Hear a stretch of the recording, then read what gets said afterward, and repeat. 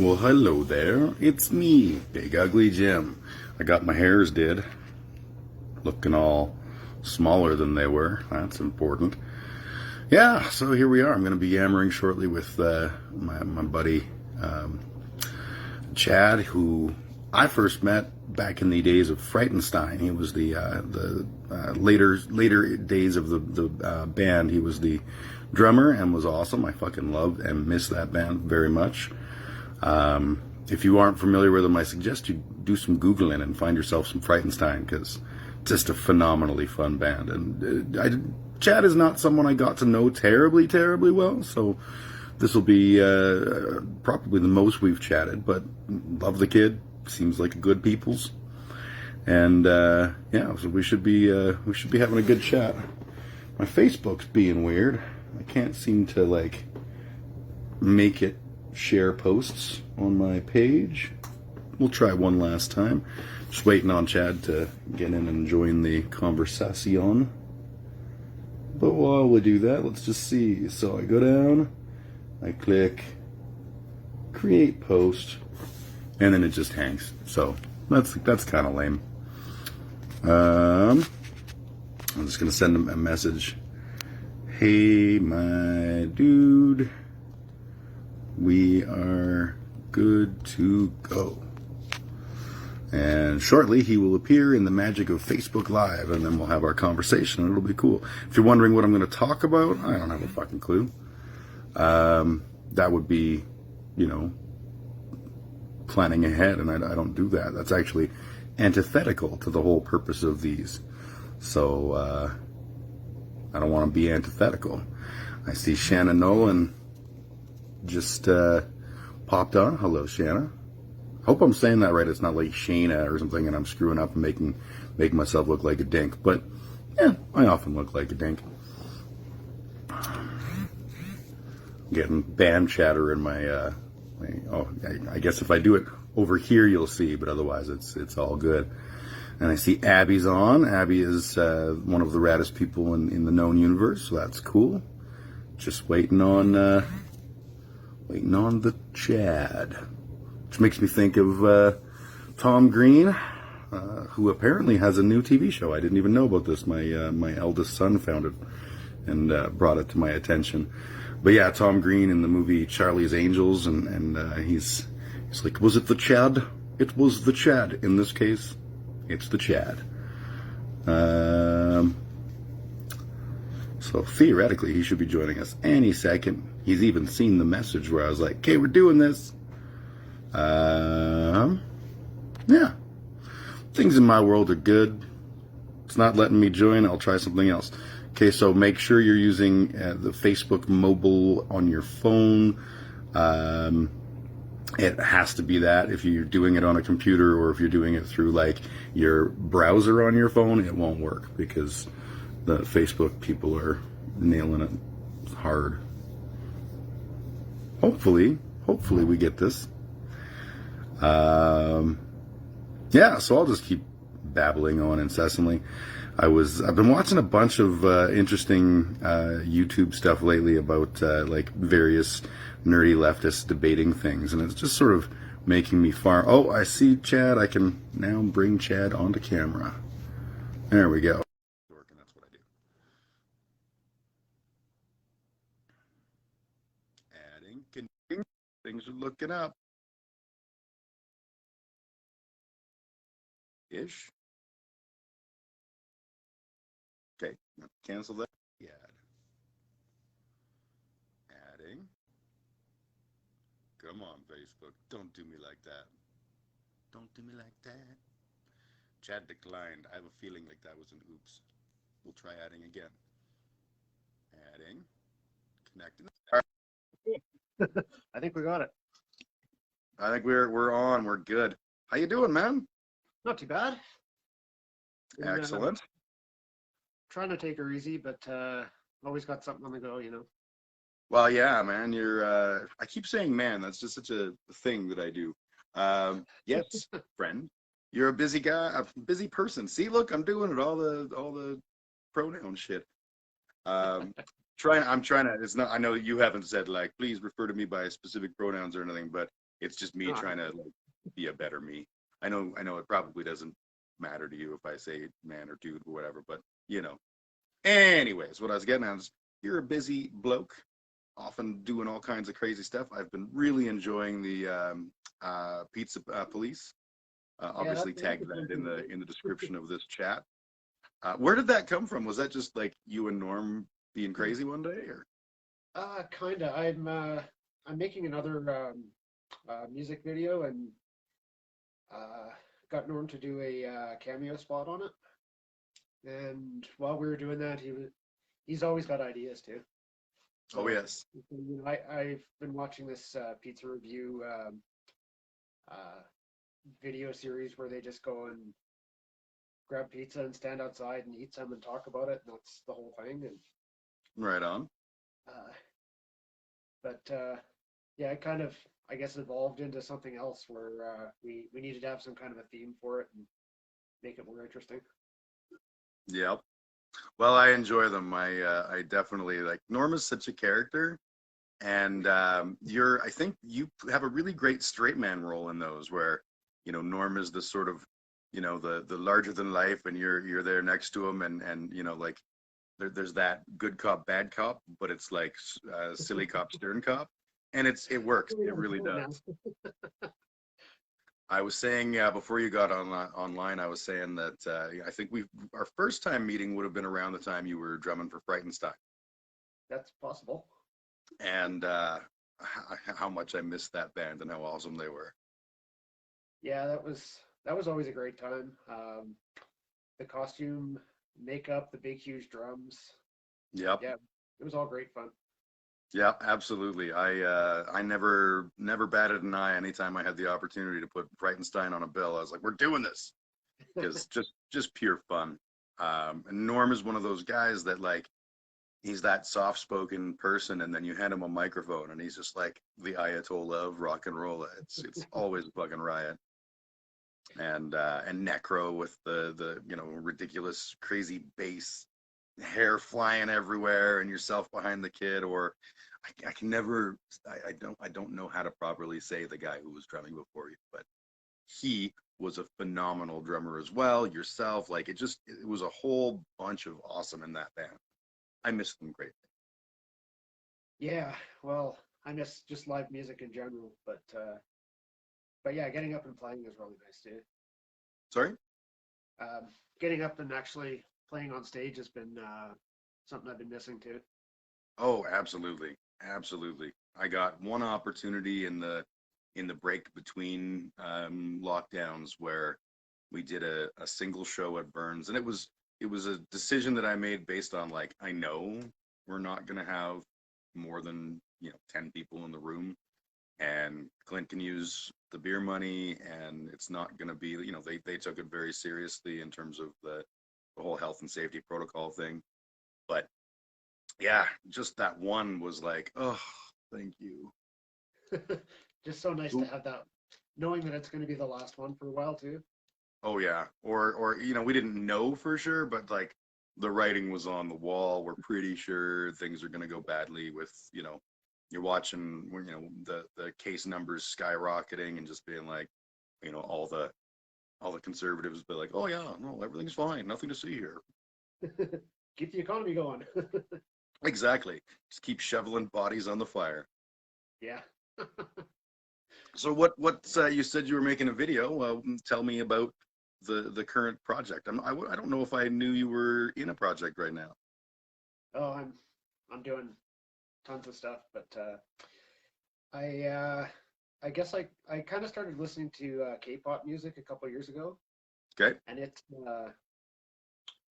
not for everybody, I guess, but Nothing ever it's is. kind of a happy, fun thing, and a lot of songs are kind of sticking out to me, and they're some of my favorite songs now. Can I And ask it? Can I ask a dumb question? sure, Like when you say K-pop, you mean like Korean pop? yeah, Okay, because I'm old and I don't know these things. I've heard J-pop and K-pop, and that's what I've always assumed they were. But I just needed to be like, Is this what we're talking about? Otherwise, I'll say something stupid and you'll be like, Korean? What does that have to do with anything, right? Yeah. What are you talking about, Jim? You dummy. So, anyways, yeah, go ahead. Go ahead. I just wanted to make sure I understood. Yeah, it's a really fun poppy sort of music. I grew up in the '80s, so that was kind of the North American sort of pop time to shine. And Yep. yeah, K-pop is kind of the same idea. Their videos are all really well produced and a lot of colors and that sort of thing. Just uh, a really bright spectacle, I guess. Right Um, on. so this past summer, I guess it was August, there was a contest to make a music video, and like, well, never actually done that before, but give it a try. Yep. So just recorded one of the songs with a backing piano track and kind of threw a bunch of stuff together for a video and assembled all that and went, yeah, it's pretty cool. I should do this again. That um, sounds awesome. yeah, so there was another song that I've been meaning to do, meaning to do a remake on. Uh, got a few people together, and we've actually got like a film crew and dancers from Hazardous Material that are coming out to do this, and Right it's on. gonna be a pretty cool thing when That's we're able awesome. to actually all get together. Yeah. Yes. Um, Yeah. yeah, I totally relate. I came up with the idea of the Dutch O'Bannon police force movie, you know, at the start of yeah, really. lockdown. And we haven't done anything because you can't do anything. We're working on script, but I'm not really putting a lot of time in because I'm a very bad person. But you know, it almost feels like, and like you get a great idea and you're like, yes, and you start going, and then you're like, fucking COVID. Yeah, there's only so far you can get with some things, but Yeah. I've I haven't felt that the pandemic's really been holding me back from a lot of things. Uh, my my birthday party I usually do every year is a karaoke party at my place, and you know, singing in front of an audience is not something that you want to be doing right now. Yeah. But I was able to put a stage together. Ooh, put a stage together in the basement. Big piece of plexiglass in front, plastic sheeting all around everybody. Everyone was sitting farther apart, masks, disinfectant spray. So, I mean, if you want to do something bad enough, there's ways to make it happen. Oh, absolutely, absolutely. And that's one of the things I think that we've learned from this whole COVID experience is that, yes, our venues are in trouble and we want to support them. And yes, our it's hard to come up with ways of moving forward during this. But we're doing that, like we're writing music. We're my band Bodies of Everest, we do weekly calls on Google Chat, and then afterwards we get our homework, and like it'll be like the drummer sends a drum track, and okay, now we're going to work on the bass line for that, and I'll record the bass line in my basement, and then sync them all up and get the guitarist will record a guitar part, and or several guitar, you know what I mean, like Yeah.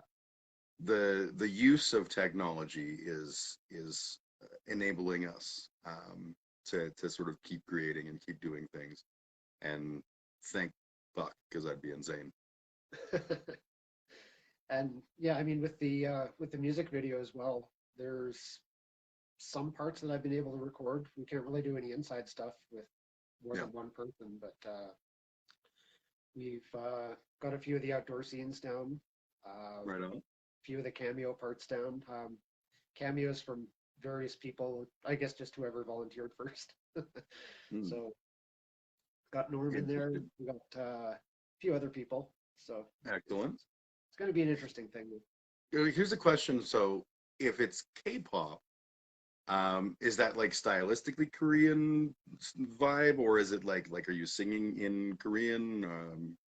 I don't really know any Korean, so there are English versions. There's a lot of bands that are releasing just English songs in English. Okay. Uh, the bulk of their stuff is in Korean, so it's a different way to listen to music too, because you usually would listen to the lyrics first, but in this case, you're kind of taking in the whole the melody and everything else, and noticing different parts of it instead of just focusing on the one thing. That is a cool thing, and like similar but different. Back in the days when Distortion was a bar that was open and we did bar things with other humans. I remember I was walking through one night. I was bouncing, I think, and the song, I think it was "Hungry Like the Wolf" or was something by Duran Duran. Anyways, was playing on the system, and I walked by Kuba, and Kuba grabs me. He's like, "Have you ever listened to the bass line in this song?" I was like, "No." Like there's so much good musicianship, even in the stuff, the pop music that I was very dismissive of when I was, going through the '80s in my own bitter and snarky way. Um, there's such good musicianship and such interesting stuff that took place. Like it's a shame not to sort of allow that to what am I trying to say? To dismiss it like I did, like an asshole. And so like when you say, you're doing K-pop stuff, yeah, like I totally get that. I totally get it's just another genre and another style and another, set of sort of vibes that you can use as a musician and explore and grow in. I see Sean Raven says, dude, Duran Duran bass lines are fire. They fucking are. Yeah, So are you thing I always liked about the '80s music was the those hexagonal electronic drums that they had. Those were pretty yeah. slick. There was a band in Calgary called Voila. And this is going back quite a long ways. The drummer in the band was Isaac Creasy, and Isaac is obviously he's been dead for quite some time, so it's going back quite a ways. But they were essentially like a fake Euro electronic pop kind of like that, European music.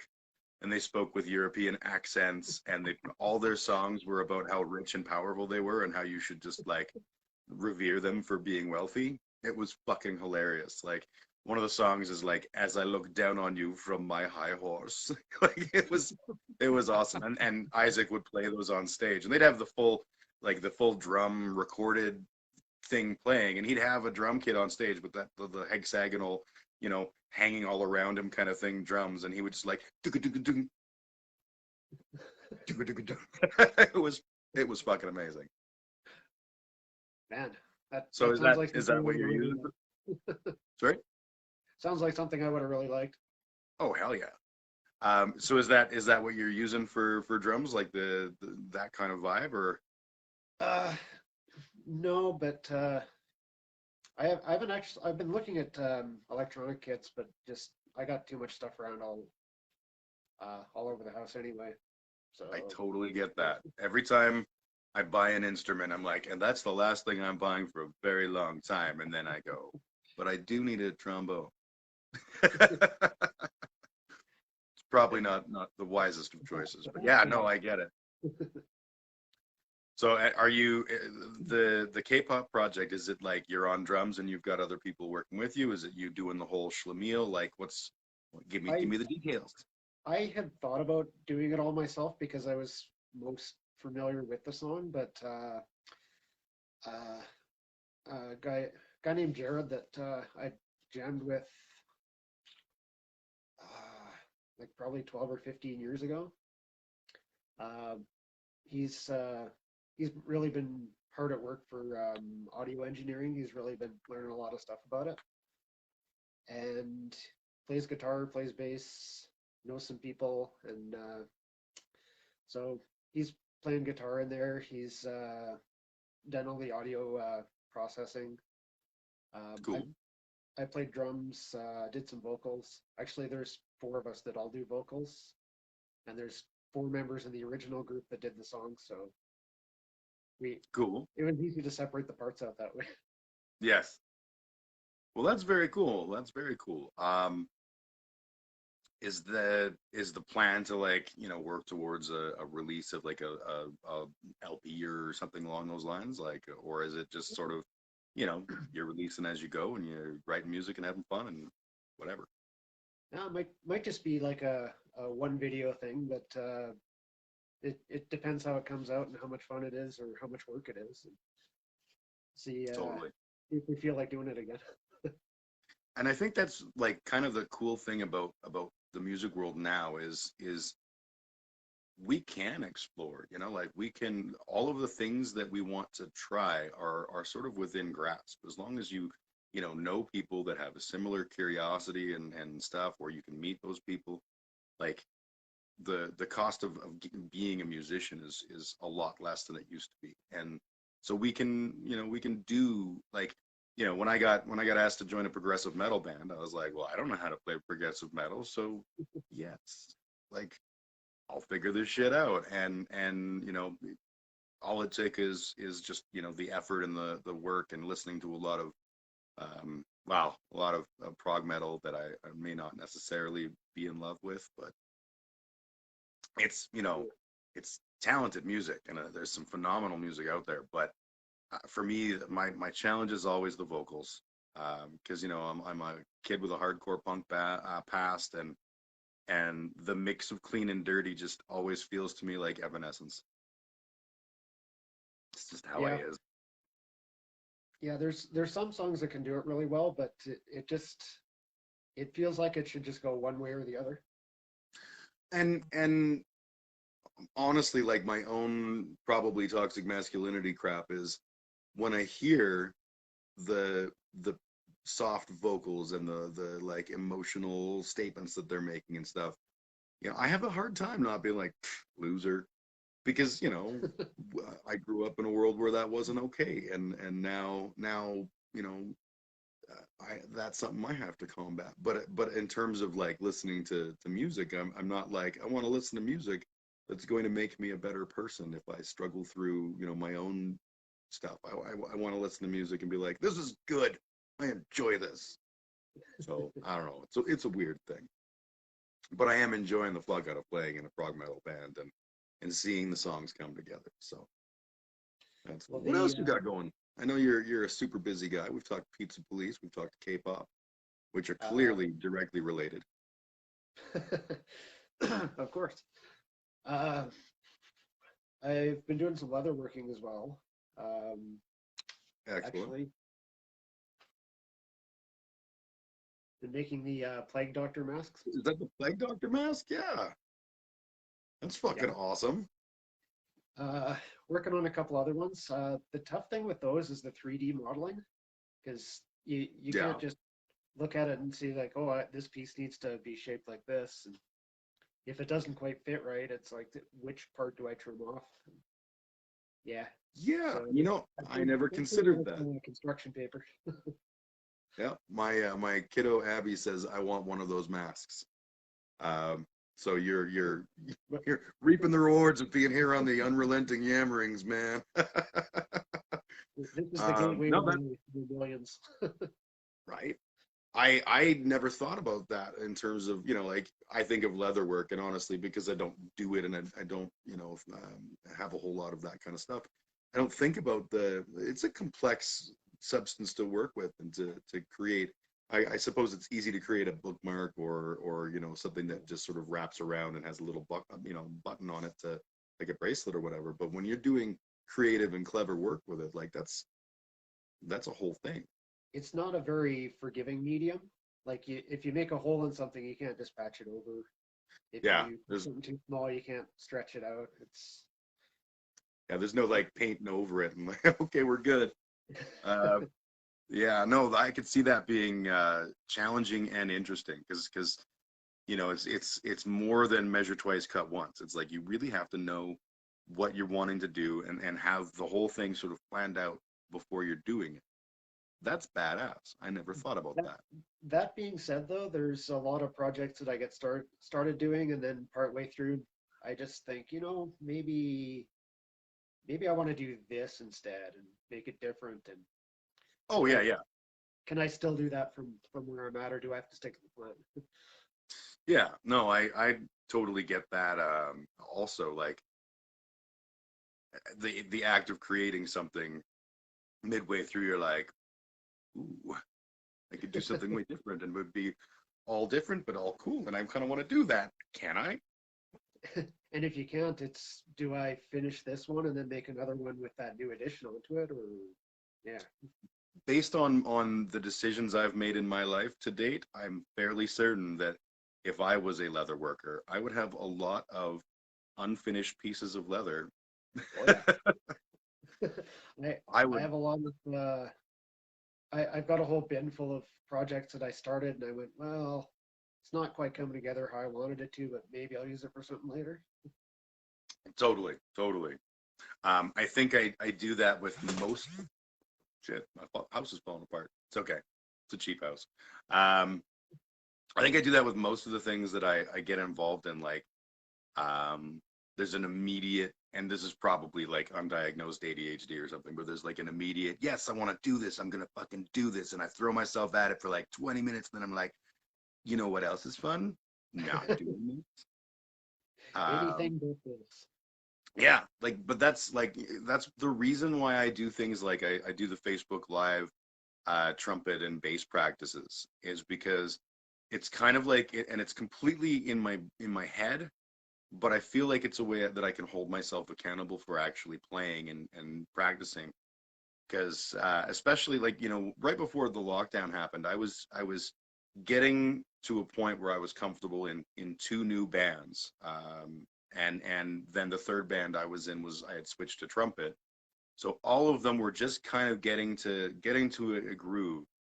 And then when the lockdown happened, I was like, this is all going out of my head the second that I stop playing. Like I have to do something. And I don't have the wherewithal to just be like, I'm gonna go downstairs and play music because it's the thing that I need to do and that's a good idea. But instead I go, oh, you know what I should do? I should go and downstairs and play music and I will share it on Facebook because there's probably bored people who want to laugh at me. And that's like we'll laugh together. It'll be just a way to connect with people and stuff, because I think that's what the whole point of doing that is in my mind, and it makes it so that I can do that instead of just sitting around doing nothing. Yeah, I think the temptation to just do nothing is pretty strong when you got all your time off. Oh yeah, like I'm I, working, but I'm working from home, so I'm done work for the day, and it's like, ooh, I could spend the next 8 hours watching YouTube videos and eating junk food. well, there is a time and a place for that anyway. So For sure, for sure. But these are like the little tricks I do to keep myself focused on doing the things that I need to get done.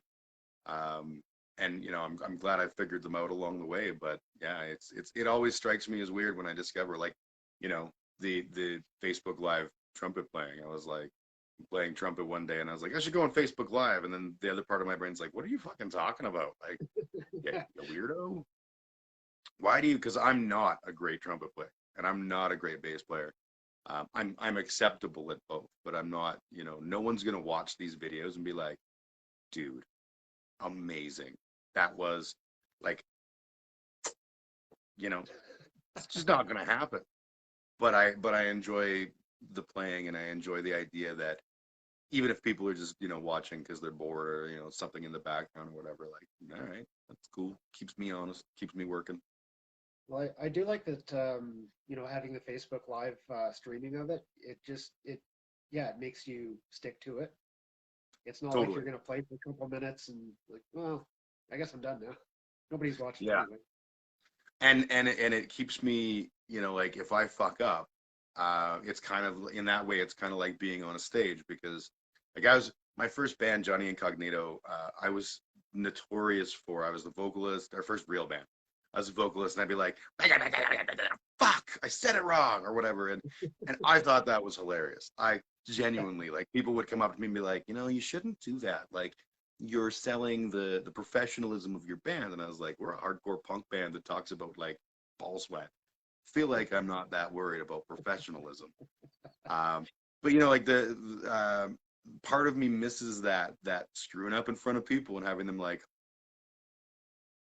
Yeah, so it's I nice remember perspective. looking off the stage at people in the audience, and they're like, Yeah. "Yeah, I know."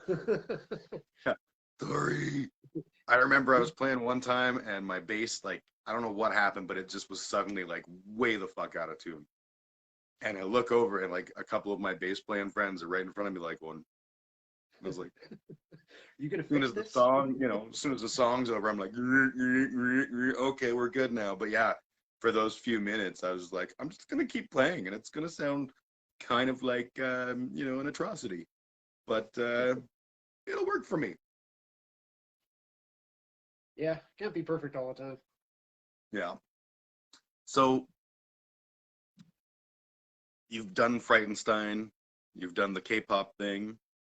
I'm sure there's other bands that I've even seen you in that I'm just like drawing a blank on for the time being. But like, what's Well, the first band that I actually played drums in was a death metal band called Ethereal, Ethereal? and I'm sure I've seen uh, Ethereal. I'm sure of it. we played at the distillery when it was on Seventh. That was like our first show, Okay. and that was, I don't know, 7 years ago probably, maybe Probably at more. least that, yeah. And yeah, that's a little bit of pressure there too. It's like, yeah, you've never played drums before. You want to play death metal? Yeah. How No. hard could it be? Just step fast, right? Yeah, yeah. I mean, I kind of got through it, but I don't know. Practicing more could have made it better. Oh yeah. Yeah, they And say practice makes perfect, and that's because they don't have to watch me practice and watch the frustration on me when I fail miserably and go, fuck it, I'm gonna play clarinet. well, it's actually probably good to watch somebody practice, because then when you practice, it's not like you're not as hard on yourself, because you realize that anybody that's playing music is going through the same stuff. That's a hard, like, I have that whole imposter syndrome thing going on where I'm like always certain that I'm somehow in the position I'm in by just random fluke and that I don't deserve anything I have. Yeah. So like when I see other people play music and I'm like, oh my God, like that's amazing. When the pandemic started, Craig BC or Craig BC or CB, fuck, I'm Craig from Iron Tusk. I believe it's BC. Um, I don't know. yeah, I'm like playing like maybe I'll try dyslexia out now. But yeah, Craig sent this a phenomenal. He just was like, "Hey man, I recorded something. What do you think?" And it was just really phenomenal, really pretty, like very guitar driven. And I was like, immediately I heard upright bass played with a bow, like in my head as I'm listening to this, and I was like, "Dude, can I quickly just send you something?" And without thinking about the fact that it had been like 3 years since I played my upright bass. Good to know. Um, yeah, it was as tight as it sounds like it would have been. It was fucking terrible. And I sent him something and I was like, dude, this sucks. You are not going to want to use this. You want to hear what's But going on in my head. yeah, this is It if you know really doesn't someone who fit. knows how to play an upright bass, give them this and be like, it sucks, but this is kind of like a thing that I think would be good. But yeah, it was I forget often that like other musicians put in the work too. You know what I mean? Yeah. You just see the end product of it. Yeah. And I know so many like really talented musicians who've put in, so many hours of work in their past to get to the place where they're able to very effortlessly pick something up. And like that's something that I struggle with is, if somebody's like, "Hey, let's jam." And I'll be like, "Yeah, let's do that." And it takes me a while to like get the groove of what the other person's doing and figure out like how do I want to Yeah. play along and what notes are we hitting and what scales are we in and that kind of stuff. And I've got so many people in my universe who pick that up quicker. So when they jam, they just grab a guitar and they're like, "Oh, you mean like this?" And it's perfect. And I'm like, "Fuck." Yeah, I guess that's close enough. Yeah, yeah. And that's Like we had a guy come out for Bodies of Everest, came out one night and just sort of like was soloing on top of what we were doing. And it was by no means perfect, but it was like, dude, that's fucking how I never it heard took it me before. months, months of trying to wrap my head around counting to 7 and shit like that. And it just comes, oh yeah, okay. Like, oh, I hate you. I've I've jammed with a lot of people in Calgary, and I think that's really helped me out too, because it's just bits of influence from everywhere.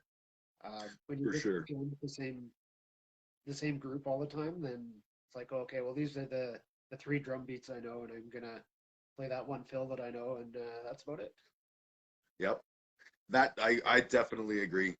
Playing with other people and in other styles and stuff has just made me a way better musician, across the board.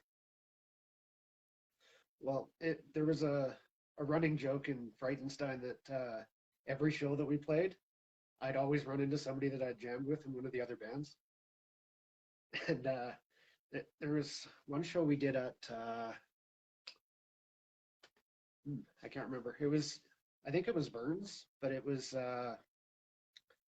more electronic music, and they had I think Twitch was one of the bands, but Okay. it's yeah, it was all just like not anything close to what our style of music was, and I ran into somebody that I had jammed with before. Excellent. Yeah, So yeah, I it's love those. Go ahead. oh, sorry. No, that's Yeah, okay. It's bound to happen. all right, What were you saying? all right. Um, yeah, so I mean, jamming isn't just necessarily about becoming a better musician. You make a lot more friends out in the scene too. Absolutely. And I think like every scene needs that. They need people to to go and get to know each other and stuff. Like when we started the beer corps, one of the things that we would do is we'd walk into a room, it's our gig, and there's a bunch of bands and they're all kind of sitting by themselves, and we Mark and I'd be like, okay, we're gonna mix things up. Y'all are gonna sit over here, and you're gonna sit over here, and these are all new people you're gonna talk with. All right, have fun. And because we're big and scary, people would do it. And it helped people come out of their shells and get to know each other and develop those relationships that sustain a music scene rather than being in the room with other musicians. You're being involved and engaged with other musicians, and it's way better. Yeah, you say go out with your just with your band to shows, and you sit at the same table and you don't talk to anybody else, and yeah, what good is that? Oh yeah, and like a surprising number of us musicians are secret introverts, right?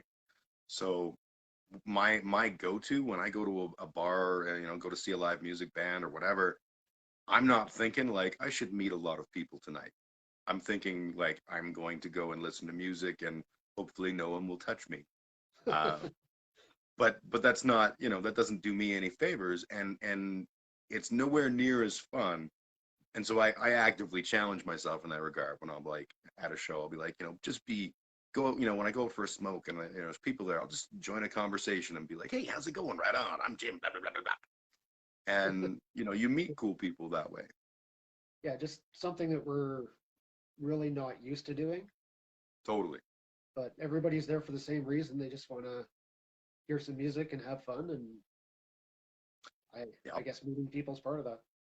Yeah, absolutely. I always said, especially when I was bouncing, I always said the difference between a live music venue and any other, place where you go to get, alcohol in your system. The difference is you're there for a different reason. You go to Cowboys, you're there because you want to get laid. And when you're not getting laid, you're aggressive. And when there's a girl who's interested in you, you're like, territorial and like, don't look at my lady and all that shit. Like not you and not me, but that's the mentality in those places. You go to a live music venue and yeah, people are like, I want to hear the music, man. This is so awesome. And it's the easiest thing on earth. You would never walk up to a person in Cowboys and be like, man, your girlfriend's so hot, man. You're lucky. You should bang her a bunch. But when you're at a live music show, you can walk up to somebody and be like, oh my God, I love this band. And they're like, yeah, this is fucking awesome. Check this song out. I love this one. This is so good. You know, it's a very different experience, and I think a lot better. But that's because I'm a musician, or a musician. Yeah, well, it's a more positive experience for sure. Oh, absolutely, absolutely.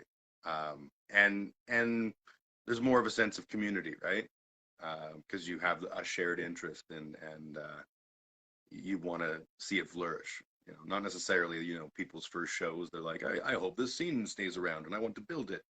But as you go to shows, you become immersed in that, and you become, you know, friends with people who are in bands, and you start wanting it to be bigger. Yeah, well, a lot of concerts back in the early time, um, I would always go with somebody, Yep. but a lot of shows in the last, I don't know, however many years,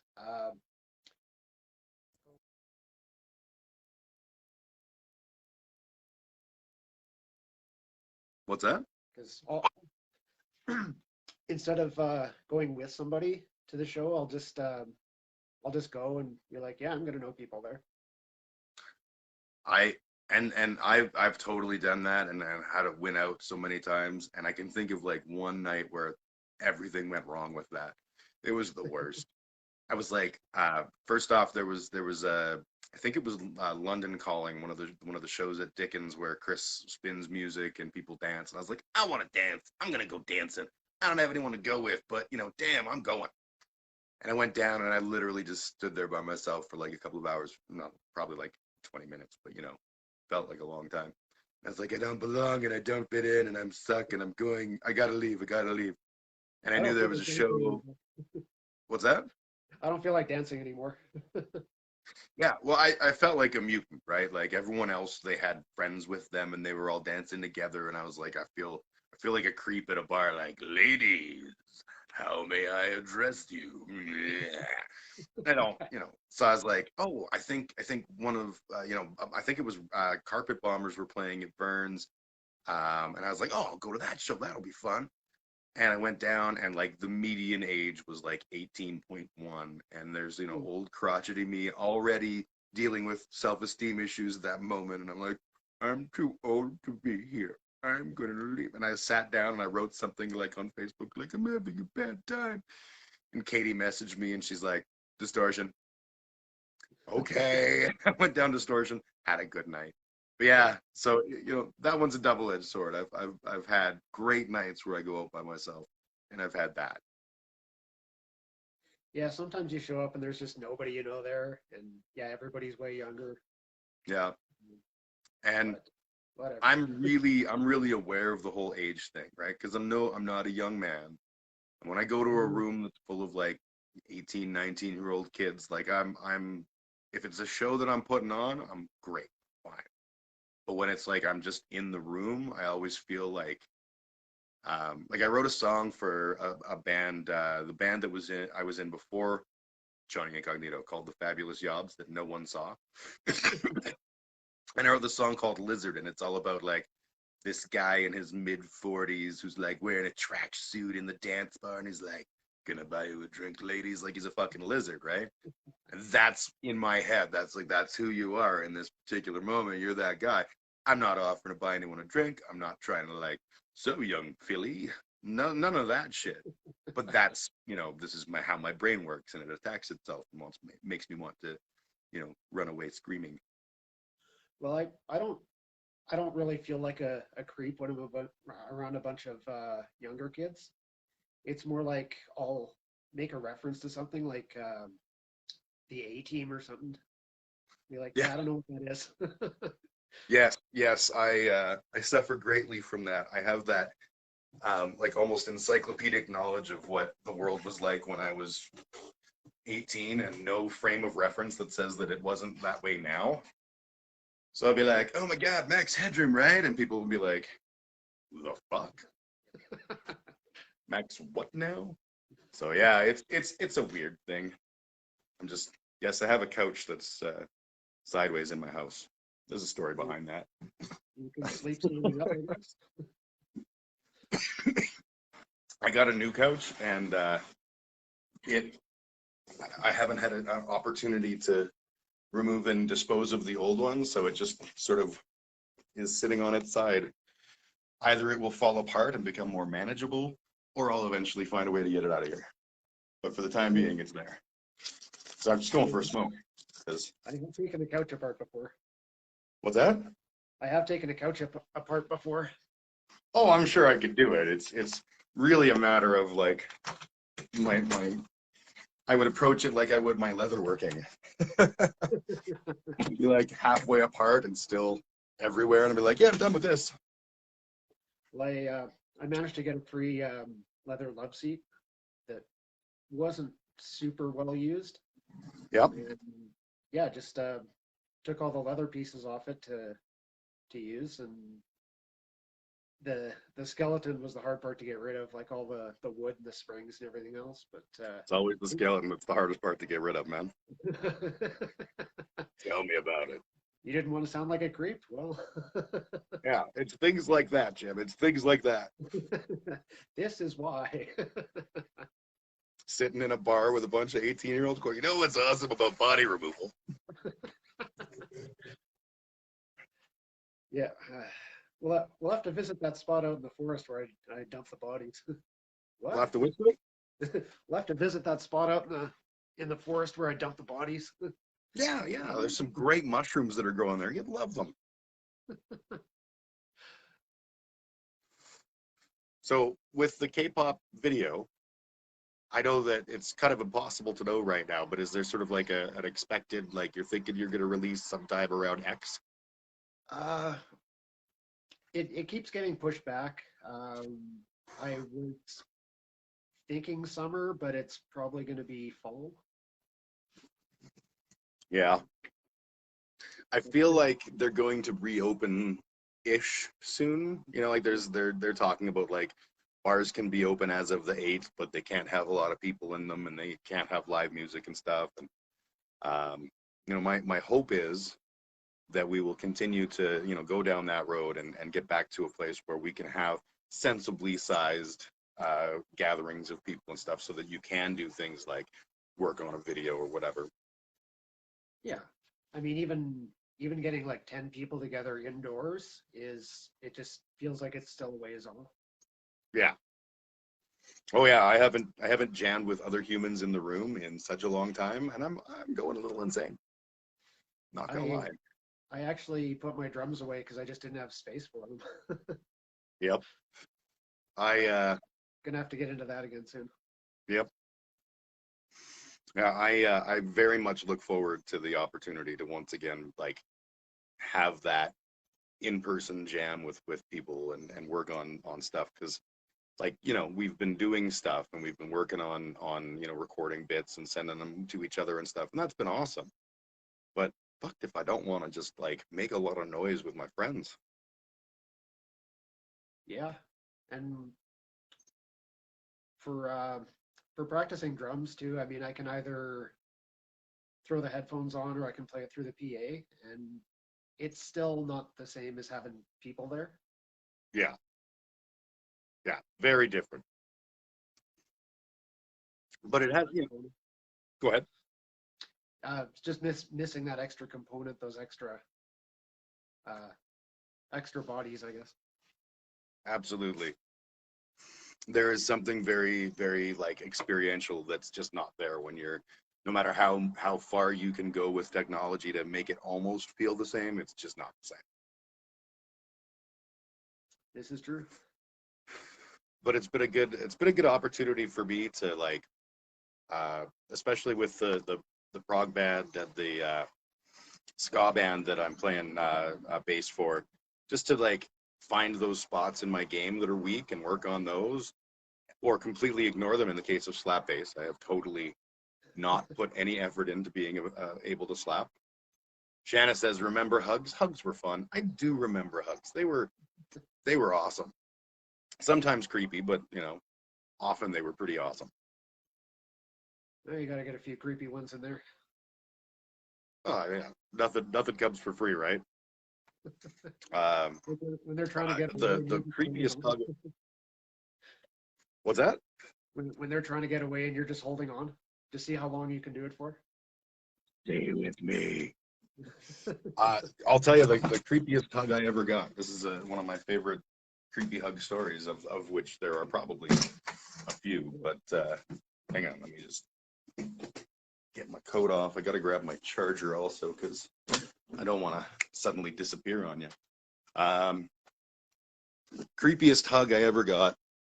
I was at Distortion where I was bouncing, and there was the guy from Age of Electric had a new band, and they were on tour, and we were joking about it ahead of time. We're like, it's gonna be Cougar Night, wow, because who listens to Age of Electric? Cougars.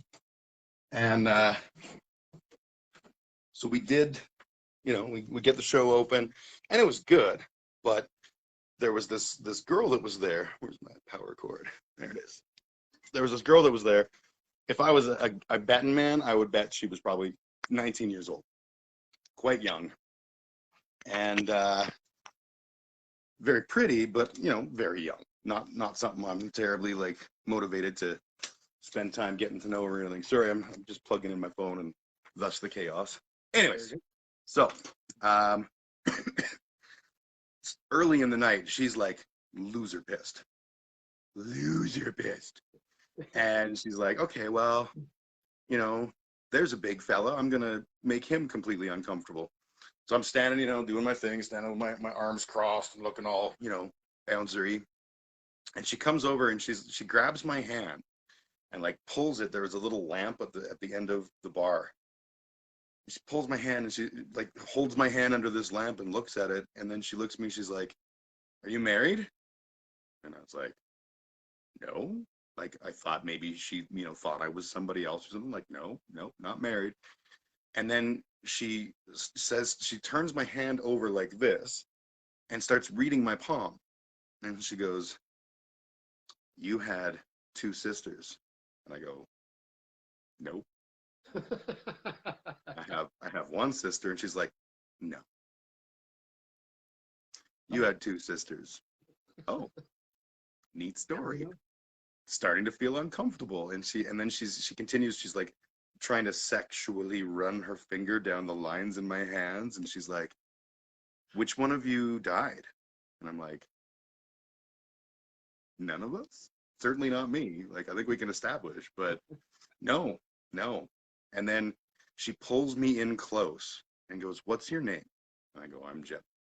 And she holds me awkwardly, uncomfortably close, and she's like, "Jeff, I'm so proud of you."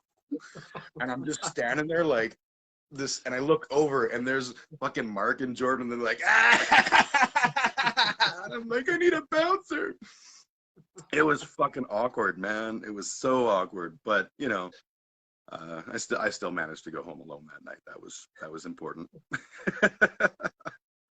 That is excellent. It's a fantastic story, especially the humiliation of my friends on top of it.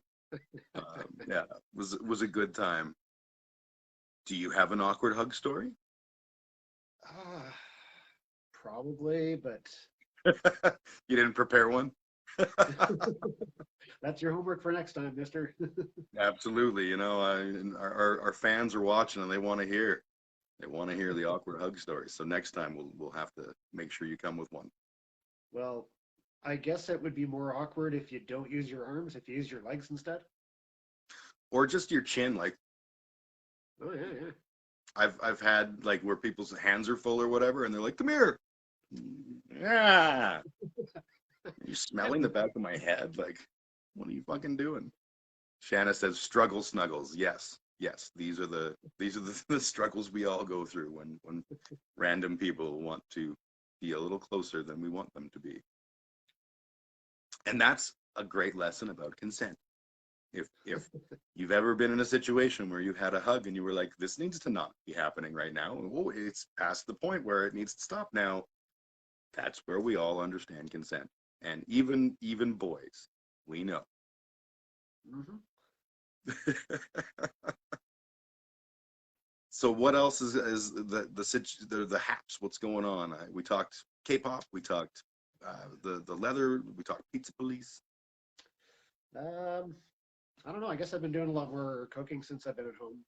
Um, I do work as a chef professionally, Hmm. but I think some of that is why there's all these projects like making sauces or chicken cutlets or whatever that I just didn't have or make any time for before, and it's like, oh well, you don't have a job, you can stay home all the time. Oh well, I I guess this is the time. Yep, So my freezer's full. I'm good. I don't need to do I anything. understand. I did a lot of soups at the beginning of this whole craziness. I was making soups from bones and I really enjoyed it, and I totally will do it again. But I have like a whole bunch of fucking soup frozen in my deep freeze, and it's like every time I think about eating soup, I'm like, no, not today. No. So I need to I need to get over that and eat some fucking soup because it's delicious soup. It's way to go It's meat. gonna it's gonna just keep sitting there if you don't eat it, right? Yeah, and it'll be a perpetual reminder of how I have great ideas and I follow through only so far, and then I just shit the bed all over the place. Yeah, eating it It's should like, be the best part, right? oh yeah, absolutely, absolutely. And there's some like there was soup I made out of lamb bones, like, and it's just phenomenal flavor and like it's so good. And I mean, like, don't get me wrong, I am not a chef. I don't have the same skills. This is like, I'm proud of my shitty paint by number kind of thing. But like I'm proud of it and it tasted good and I'm happy and I should be like, enjoying that. And the fruits of my labors are just sitting there frozen. Well, and the fact that you're just able to feed yourself, that's pretty good. And my children, right? I got kids. And that was Right. part of it, as I was like, they're like, "Dude, there's nothing to eat." And I'm like, there's all kinds of stuff to eat. But I don't buy a lot of like the throwaway like mac and cheese or canned soup or whatever. Like I don't like to eat like that. And so I'd be like, well, just make something. And they're like, well, that's hard. And so I made a bunch of soups, and I was like, now you can, let me show you how to pull it out of the Tupperware and how to defrost it on a pot or on the stove, and now you can eat soup, but it doesn't take that terribly long, and it's good. And they're like, that's awesome. I'll never do that. Um, and I would be, like shitty about that, except that clearly I'm not doing it either. Yeah, there's a lot of days where it's like, well, we have all this food, but it's gonna take too long to do anything with it. So, Oh yeah. I all the people that are like, don't use skip the dishes, don't use DoorDash, don't have, I have fucking warned the fuck out of those applications over the last few months. Not that I can afford it and not that it's a good choice, but just there's so many days where even though I have food sitting in my freezer or ready to be cooked or whatever, I'm just like, "Mm, mm, yeah, no." it's like right after you go grocery shopping, like, well, I don't really want to put the work in right now. I already got all the food into the fridge. That's enough for Mhm. one. Yeah, like I have food. I'm not like I can't make something, I just won't. Yeah. Yeah, that's one of my big struggles. And it's like I grew up in a house where like we ate out maybe once a month if we were lucky, and it was it was a big thing that we're going out for dinner. Nothing extravagant or anything, we were poor people, but my dad would save up for like this was a special night for the family. And here I am with my own kids, and I'm like, it's Thursday, I don't want to cook, let's have pizza. Terrible parent. You're probably the only one that does that though. Yeah, yeah, guaranteed, guaranteed. Everyone else is making sourdough bread and brilliant sauces, and I'm just like, pizza pops are hard. Why don't I just order something? Why do we have to push all the buttons in the application? Pizza pops are hard. I may be stretching. Because yeah, I don't think I've bought pizza pops in like 15 years. Yeah, I used to really like them, but I've I had them a few years ago and just went. I think you froze there for a sec. Yeah, you had them a Yeah, few years ago, and then and yeah, uh, they just weren't as good as I remember them being. totally, totally. I remember like right after the first time I moved out, and yeah, and I was like, I'm on my own, and I'm in control of my own food because my parents were the parents that never bought like sugary cereal or anything like that. Yeah, My mom was very health conscious when we were kids. And so like the first thing I did is I bought like Cocoa Pebbles. I'm like, I'm eating the fuck out of some Cocoa Pebbles. And I poured a giant bowl of Cocoa Pebbles. It's 4 in the afternoon. I don't even fucking care. I'm ruining my dinner. And I pour the milk on and it turns that glorious brown color. And I took a bite and I was like, this is fucking terrible. Why didn't anyone tell me I was missing nothing? And it just, they tasted awful and the consistency was gross. And it was just like, I'm going to eat some fucking granola now. and but you had it all hyped up in your head already, and like this is gonna be Totally. the best ever, Totally. and then it's disappointment. Yep. Super disappointing. And that I agree. The last time I had a pizza pop, I was like, meh. Like they're not that impressive. It'll keep me from starving. That's all I really need. Exactly, right? They're not luxury food. They are, you know what? I don't want to die today, and the only thing I have is pizza pop. So I'm gonna fucking eat a pizza pop. Same with like ramen. I was blown away when people were like suddenly were like going to ramen restaurants, and I was like, this is still fucking Ichiban, right? I get that there's like, they put a lot of work in and there's all these wonderful like soup bases that we don't know about and they're putting fish with the fucking heads on and shit. Like, I get it and it's good and I'll eat that. But there's that part of my brain that's like, this is still fucking Ichiban, right? Like, this cost you 25 cents. It's like making the mac and cheese with the real cheese sauce instead of the Kraft dinner. Yeah, Like this is a different thing. yeah, It's kind of the same, but it's really different. yeah. Anytime, even if I'm just making like, macaroni. Anytime I cook a lot of pasta, and I usually like start with meat and like there's a whole vegetables and stuff, and I put all the effort in to make a nice sauce for it. And if it's the same fucking shape macaronis as mac and cheese, like the Kraft Dinner ones, for some reason I'm like, this is garbage, bullshit. I'm just eating fucking mac and cheese. Ooh, look at me! I squirted some ketchup in there like a fucking genius. It's like the shapes don't taste different, but you just have that memory attached to it. Absolutely. The only thing that's different about the shape is the way they hold sauce and how they stick together. Other than that, it's just fucking, wheat and stuff. Yeah, flour and flour and water, or flour Yeah, and eggs, I guess. yeah, flour and egg. And yet I can, you hand me something that's exactly the same but has those stupid fucking KD looking noodles in it. I'm like, Nope. you should have tried. What's your problem? You go to a restaurant and you get mac and cheese that's like that, and you're just like, I feel ripped off, no matter Or how when good it is. when you have a pasta salad, but it's a macaroni salad, it's like no, you can't call that a pasta salad, even though I guess it is. Yeah, totally. It's different. I kind of want to like now. As soon as you said that, it just popped in my head. Make a pasta salad, but with like full size lasagna noodles. It's like eat your fucking salad. Go for it. Don't make a mess though. That's like that's the pasta equivalent of those deconstructed salads or whatever the fuck they call it, where they give you like a huge chunk of a head of lettuce with like goo on it, and they're like, oh yeah, it's a deconstructed salad. It's very avant-garde. No, it's just fucking lazy. Yeah.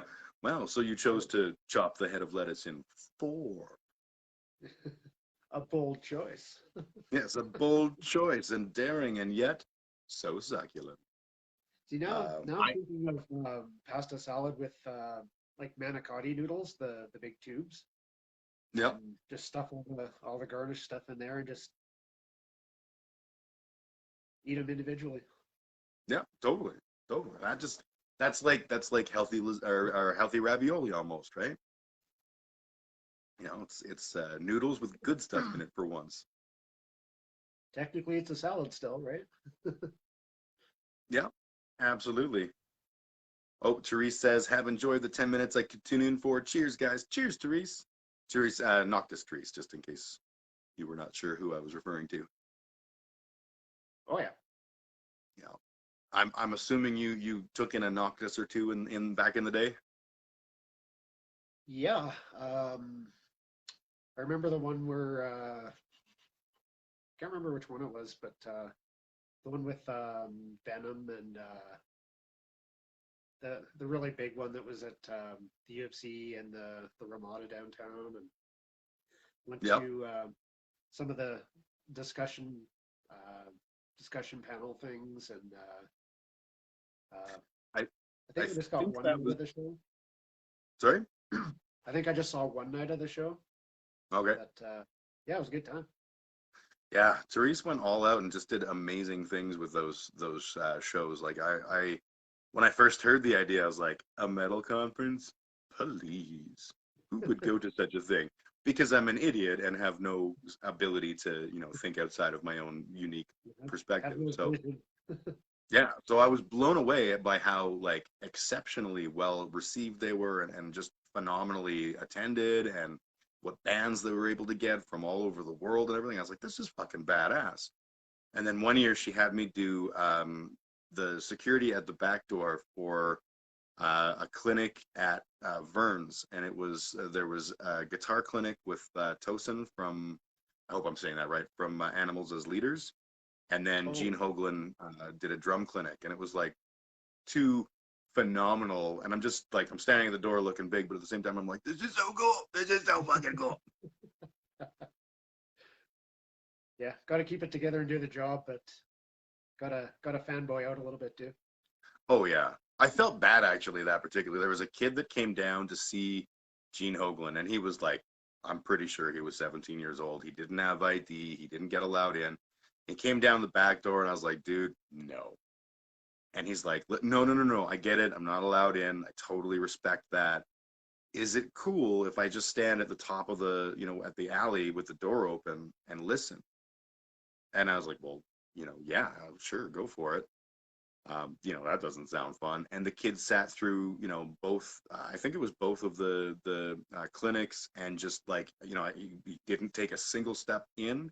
He was very respectful, but heard the whole fucking thing, and just like you could tell this was huge for him to be able to hear these two people talk about music and everything. And I was like, that's fucking awesome.